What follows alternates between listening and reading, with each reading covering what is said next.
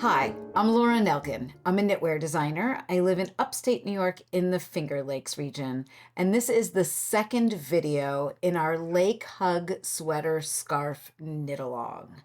To follow along with this video, you should have a copy of the pattern at hand. I'll leave you a link to that below if you don't have it already. This video is going to cover everything you need to do to work the first wing in your Lake Hug sweater scarf. So you should have your center completed and that final round worked. Make sure that you have a long piece of stitch saver on hand, and let's jump right in and start with the setup row for the first wing. Do you remember the photo that I showed you in the previous video where I had all the wedges numbered from 1 to 10, where 1 is the first wedge worked of your center and 10 is the last wedge worked? Think about that photo as we look down here at this little mini center that I have knit. Right now, this is the first wedge right here, and this is the second wedge, third wedge, etc., all the way around. As we go to work the first wing, the first wedge is going to be worked, and then it'll end up being held on a stitch saver. The wedges 2, 3, and 4 become your first wing, and then wedges 5 and 6 become the bottom, and then 7, 8, and 9 become your second wing, and then wedges 10 and 1 are the top of your sweater scarf. So if you understand that construction, it's going to help you understand what is happening as we go to work this first setup round. So I am on page 3. I am on the left-hand column, and I am where it says first wing set up row 1. Now remember, as I start that, the last maneuver you did on the final round, and I'm saying this because a few of my testers missed this, has you removing your marker, slipping the last stitch to your left-hand needle, and then not replacing your marker. So make sure you can see right now I have no marker right here on my little mini, and I'm going to go ahead and start that row 1 by doing a knit 2 together. Sorry, these needles were a little tight. And then yarn over, and then I'm going to knit to 2 stitches before the next yarn over.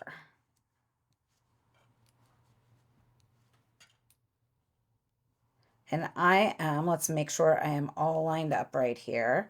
I am 2 stitches before my next yarn over, and I am going to knit 2 together, and then I'm going to yarn over.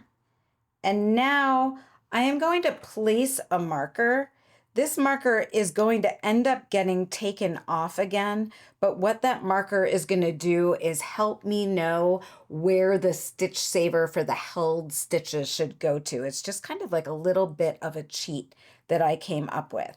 And now I am working on my first wing stitches. So I'm going to knit 1 and I'm going to yarn over, and then I am going to knit 2 together. And now I'm going to knit to 2 stitches before the next yarn over. There we go. I'm 2 stitches before the next yarn over. And now I'm going to knit 2, yarn over. And now I'm going to knit to 2 stitches before the next yarn over.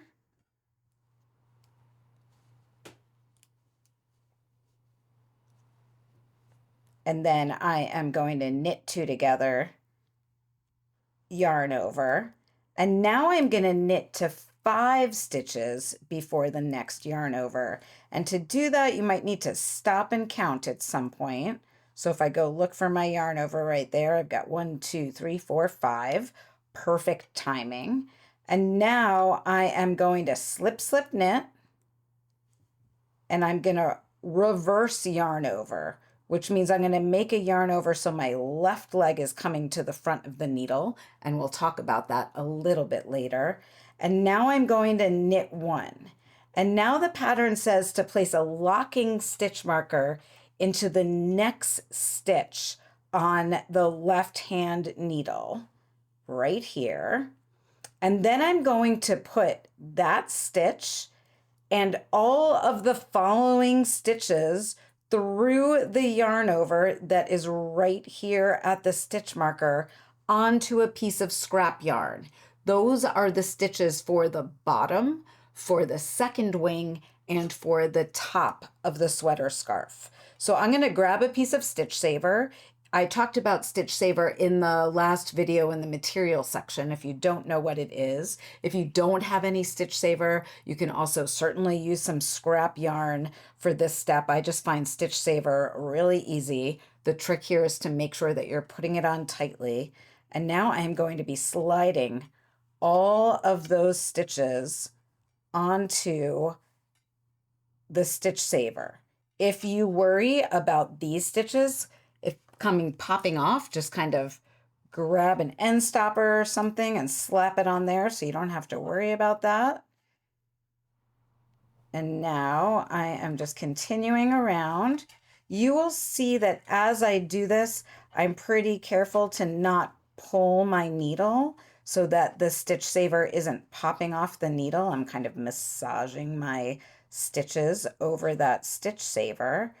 And then the last stitch that goes onto the Stitch Saver is actually the yarn over you worked right before you place that marker. And now I am going to pull the Stitch Saver off of that needle and I can get rid of that marker. It was just helping me know which stitches were going onto the Stitch Saver. And then at this point, what I love to do with my Stitch Saver is either tie the two ends together, or if you have a little cable stopper, this is called a cord lock, sorry, you can take that cord lock and put that onto your Stitch Saver so you don't have to worry about your Stitch Saver getting pulled out and then those live stitches becoming undone. So now I am ready to work row 2, which is a wrong side row. And I'm just going to grab another needle because this little short needle I'm working on is a little short. And I'm going to work row 2. And at the same time, I'm going to be setting up with Stitch Saver along the edges of my wing. And the reason that you're doing this is so that you don't need to pick up stitches later for when you do the I-cord edging.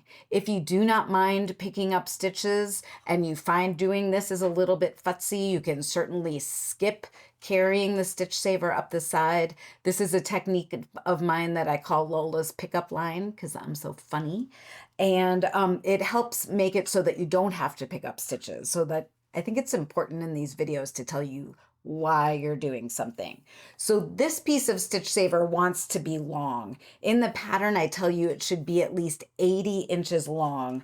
And you will see that I'm laying it down so that I have 40 inches kind of coming up each side. This piece is a little bit shorter, obviously, than the 80 inches.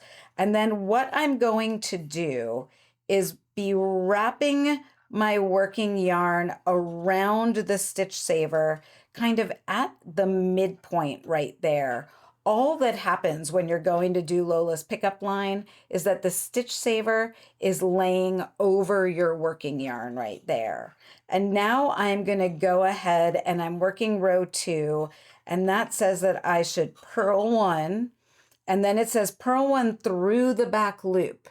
And the reason you are doing that is that that yarn over you made, which was a reverse yarn over at the very end of the first wing stitches, if I worked it through the front loop, I'd be twisting it tight. But if I work it through the back loop, it makes it so it matches the size of the yarn over on the other edge of the wing. And I can show that to you on another one of my samples in a second. And now I am going to continue. Sorry, the pattern next has you placing a marker. And I place a marker right here just so you remember to work your edge stitches. You don't have to place these markers if you don't want to. They just help me remember it was time to work the edge stitches. And now I am going to purl to the yarn over. So I'm purling to my first yarn over, and then I'm going to purl one into that yarn over, and then I'm going to make a yarn over, and I am going to purl two together. And I am going to work that twice, and then we're going to turn our work and talk about that. So I am working to the next yarn over, and then I'm going to purl one, and I'm going to yarn over, and I'm going to purl two together. And now I'm going to purl to the last 3 stitches, and I'm going to place a marker right there. Just right there, little penguin. And now I'm going to purl the last 3 stitches. And that is row 2 of the setup. And once you've worked rows 1 and 2, you are ready to work the wing rows. And if I flip this around, you see a lot of stitch saver happening right here. This orange piece of stitch saver is the stitch saver that we're going to be working around the edge for Lola's pickup line on the wing. And then this yellow piece of stitch saver is holding all of the stitches that you'll go back and work later. So if we were to continue on with the 2 migrating streams, what that is referring to right there is this little stream that is a knit together yarn over that are kind of migrating off of the edge of the wing. And I have a little sample here that shows that a little bit better than the swatch that I'm working on. So I'm going to go ahead and grab that to show that to you.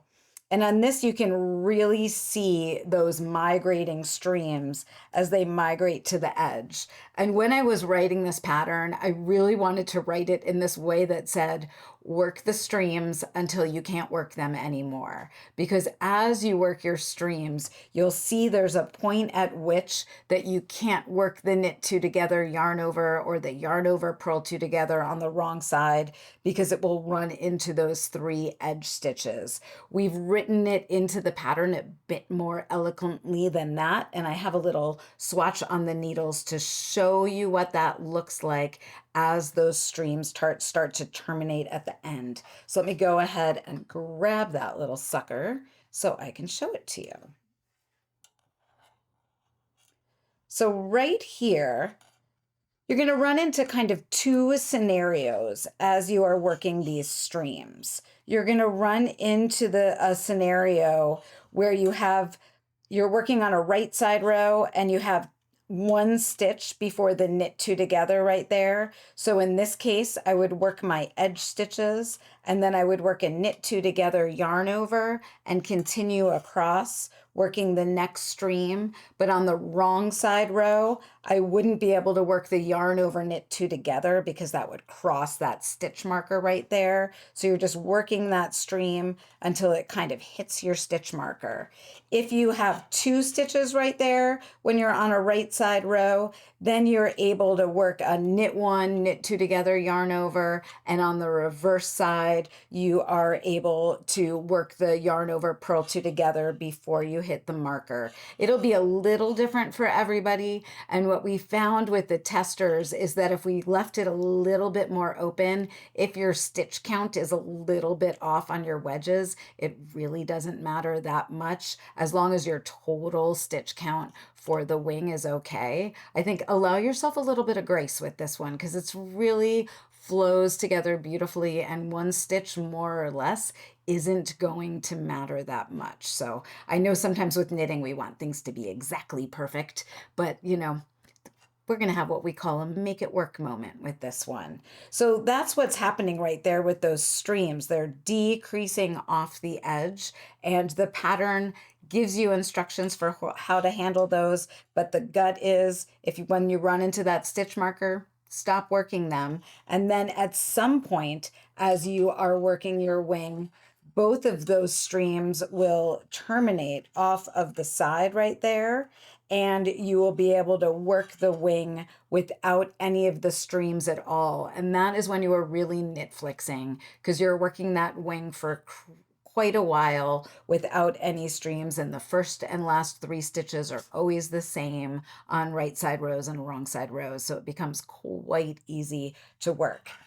I want to show you this piece a little bit more because I think you can see what's happening with Lola's pickup line really beautifully. Going up the edge, you can see I'm wrapping my yarn around the stitch saver at the beginning of every row. If you haven't worked Lola's pickup line before, I do have a separate video that I'll link to below so you can follow along with that to familiarize yourself with that technique. I know some of you have worked it a few times now.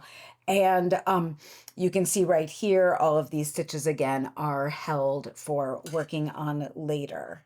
So the next thing for us to talk about, oh, I know there's one thing I wanted to show you. We talked a little bit about why you are working that reverse yarn over on right side and wrong side rows, and what sorry, at the end of right side rows. So at the beginning of your right side row, you're working a knit 1, yarn over, knit 2 together. And at the last 3 stitches of a right side row, you're working a slip, slip, knit, reverse yarn over, knit 1. And the reason you're working that reverse yarn over is because I found that the yarn overs on the left hand side after the slip, slip, knit on my sample were looking much smaller than my yarn overs on the right hand side. So working them as a reverse yarn over makes that yarn over a little bit bigger so that they match. If you don't end up working it as a reverse yarn over on every row, or it's too futzy for you and you don't feel like doing it, that is absolutely okay. You can just work it as a yarn over and then make sure when you purl into it on the next row that you purl into it not through the back loop so that you're not twisting it. That would be the big trick there. And on this sample underneath here, I was just kind of practicing working those yarn overs on each side so that you could see that they are looking pretty much the same size up here at the top. But at the bottom right here, you can see that on the right side, those yarn overs are just a little bit bigger than on the left side. It's subtle. It was just bugging me enough that that's why I put that detail into the pattern. But you certainly can skip it if you want to. So now that we've talked about all the hows and whys of working the wing, you should have success working those streams. And the next thing to talk about is the sleeve. So let's go ahead and look at that together. Okay, friends, once you have finished working your wing, it is time to join into the round to work your sleeve.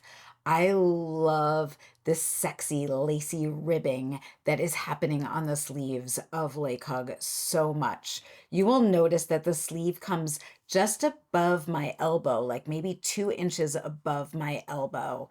And I start the sleeve in the round with a 9-stitch repeat. And then looks like it after 10 rounds, 9 rounds, it goes down to an 8-stitch repeat. And that is because you are a little bit wider here than you are as your sleeve comes down. This sleeve is incredibly stretchy. It's got a lot of give to it. So you can see it's stretching much more right up here than it is around my wrist. I know some of you are worried that the sleeve is not going to be big enough for your arm. And what I'm going to suggest that you do is first you'll work the decrease rows on the wing to get you down to the correct stitch count for working in the round for the sleeve. And then I'm going to suggest that you join into the round for the sleeve and you work those first 9 rounds and then try it on and see if it feels like it's stretching comfortably over your arm. It wants to hug you a little bit. If it feels too loose, you could go down an extra needle size. The pattern already has you going down 1 needle size for the ribbing.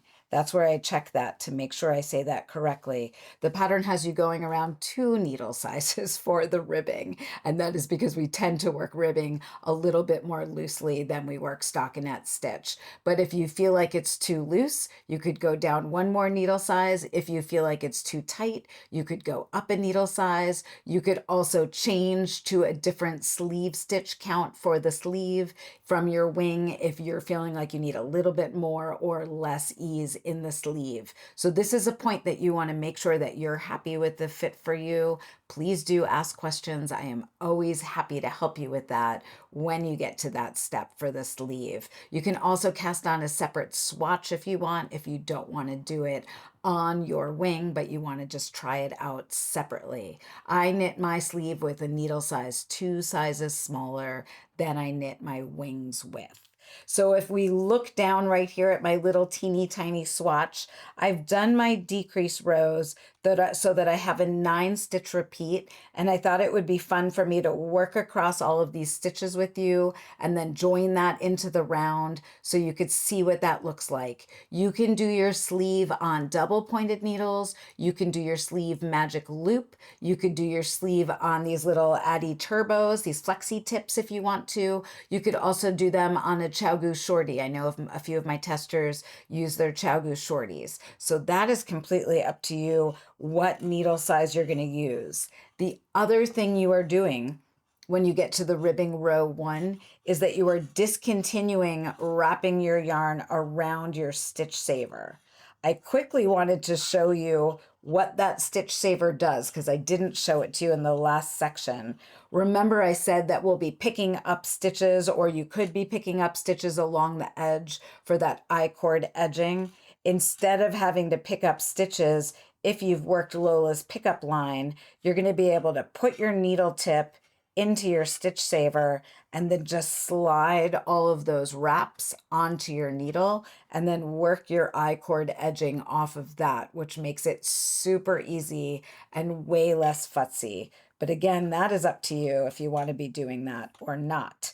Before you go to work the sleeve, I would highly suggest either tying the ends on this or putting on a cord lock or something so that you don't have one of those moments where you reach into your knitting bag and pull your stitch saver out by mistake, because you're going to be mad at yourself if you do that.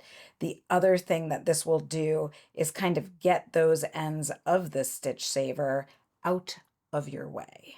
So I am going and I'm grabbing my needle C. We've already talked about that. And now I'm going to go ahead and work ribbing row 1 across. I'm going to be repeating it twice on my little sample. So I'm going to purl 1 and I'm going to yarn over, and then I'm going to knit 2 together. And I'm just going to move that behind me. And now I'm going to purl 3. 1, 2, 3. And now I'm going to slip, slip, knit. You can slip, slip, knit however you like. Just make sure you work it the same way throughout. And now I'm going to yarn over and I am going to purl 1. And now I'm going to work that one more time, but because I'm working on flexi flips, I am just going to grab a second one so that I'm really set up for working in the round here. So I'm going to purl 1. I'm going to yarn over. I'm going to knit 2 together. Purl 3. Slip, slip, knit.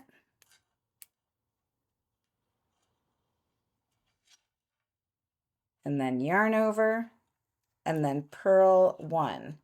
And now I'm ready to join into the round. And when I go to do that, I'm going to do a few things. I'm going to make sure this crazy little stitch saver bit is out of my way and I'm not catching it when I join into the round. That is a reason that you'd end up having to rip back and start again. And I'm going to make sure that things are looking flat. There's no way that I'll have a twist in this little sleeve because you've got that whole wing right there. And then the last thing I need to do is get a third needle to begin working in the round with the ribbing round 1, which starts with a purl 1. So I'm going to purl 1, and then I am going to knit 2, and then I'm going to purl 3. You will notice that that purl 3 row is always that purl 3 row. As you start to work it, it will go down to a purl 2 row after you do the first 9 rows. So that's a great way to make sure that you are on track. And now I am going to knit 2. You are always knitting into the yarn over. That is another way to know that you are on track. And now I'm going to purl 1 and do the same thing on that second repeat, working it all the way around. And as you start to work this, you'll get farther away from that stitch saver, so it will become easier and easier to work, and you will just follow your ribbing rounds. Once you make it through round 9, you will then work a decrease round on round 10, and then you're going to be repeating rounds 11 and 12 until your sleeve is about 15 inches long or your desired length. If you're not quite sure on your desired length, and I know some of you are trying to do very cool gradient things with your yarn on the sleeves, you can get your sleeve up to a point and then put it on some scrap yarn or a piece of stitch saver. Don't cut your yarn, kind of leave it hanging. You can tuck it inside the sleeve and then go ahead and work the second wing and then kind of come back to your sleeves and work them together to make sure that you kind of do, if you're doing a gradient on your sleeve, that you work them the same way and you have the right amount of yarn to work them the way that you want to. It's going to be very fun for me to see what you're doing. I know a lot of you are doing very interesting things with mini skeins and your lake hugs. I'm already kind of plotting one if I can find some time on my needles to fit one more in, because I think that would be really fun to do along with you. So that is, oh, the final thing with your sleeve. When you are done working your sleeve and you're ready to bind off, you're going to use my modified version of Jenny's surprisingly stretchy bind off, and I will give you a link to a video below to watch that when you are ready to do the bind off on your wing. When you finish your first wing, it is time to work your second wing, and there will be a separate video for that in the Knit Along series, and that will be listed in the playlist when it releases. I am having so much fun knitting Lake Hug with you. Again, ask questions here, ask questions in the Facebook group, ask questions in Ravelry, wherever you are most comfortable. I check on all 3 of them every day. The only thing I would ask is maybe if you don't ask the same question in all 3 places, because it just makes more work for me. I end up having to like go and copy and paste. So I promise you I'm checking and I will answer you. Happy knitting.